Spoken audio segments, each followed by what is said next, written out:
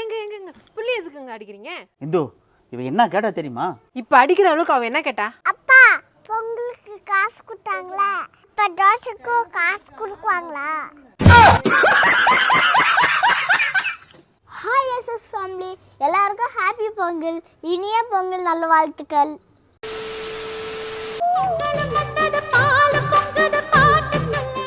நான் இந்த பொங்கலை கலக்கல பார்த்தா நீ பயங்கர பொங்கல் செய்ய போலக்குதே. அதான் இல்ல, செல்ஃபி எடுக்கலான்னு போன் எடுத்தாங்க, தவறி பானைக்குள்ள வந்துச்சு. அதான் இவ்வளவு நேரம் தேடிட்டு இருக்கேன். மொபைல் உள்ள வந்துருச்சா? ரொம்ப சந்தோஷம். எந்த நேரம் பார்த்தாலும் மொபைலே வச்சுக்கிட்டு சமைக்கிறதுல துணி துவைக்கிறதுல எந்த வேலையும் செய்யாம இருந்தல ரொம்ப சந்தோஷம். ஹலோ, உளுந்தது அம்மா போன் இல்ல, உங்க போனு தான் உளுந்தது உள்ள.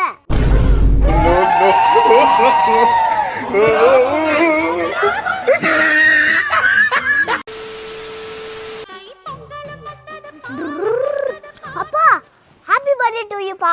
ஏய், எனக்கு பிறந்த நாளே இல்லடா, மாட்டுக்கு தானே பிறந்த நாள். அதனால தான் உங்களை சொல்றேன், நீங்க தான் எருமை மாடாச்சுல. ஏய், நான் எருமை மாடுன்னா நீ எருமை மாட்டோட கண்டுகுட்டிடா. ஹாப்பி பர்த்டே பா. அது இன்னைக்கு இல்ல, நாளைக்கு.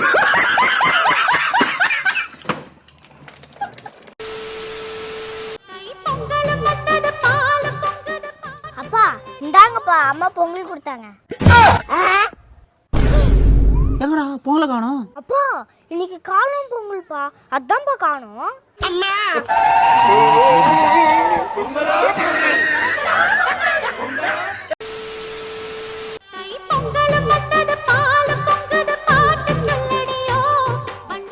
இந்து பொங்கல் அன்னைக்கு எங்கேயும் வெளியே போயிடாது.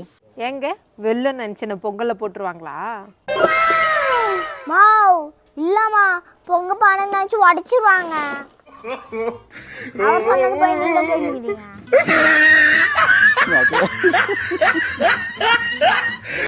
பா போகி அன்னைக்கு நீ அங்கேயும் போயிடாதப்பா. ஏன்? பழைய டயர் நினைச்சு கொளுத்திரா போறாங்க.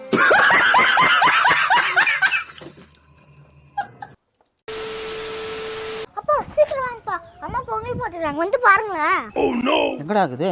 இந்த பாருங்களேன், பொங்கல் பொங்கல் கல்லு பொங்கலா? ஆமா, இது என்னடாது கோழி மாதிரி?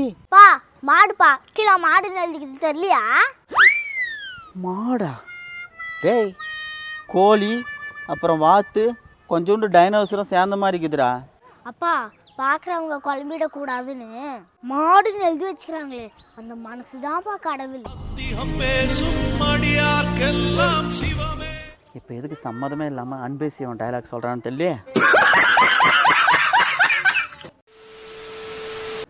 அங்கிள் என்னடா தம்பி? பொங்கல் வேணும் மருத்துன்னு வருதா? டேய், எனக்கெல்லாம் வேணாடா சாமி. அங்கிள் வாங்க அங்கிள், எங்கள் வீட்டில் போய் பொங்கல் சாப்பிடுங்க அங்கிள். அப்படி சொல்லாதீங்க அங்கிள், எனக்கு 3 வேலையும் பொங்கலே போகிறாங்க அங்கிள். ஏய் தம்பி, உனக்கும் அந்த நிலைமை தானா?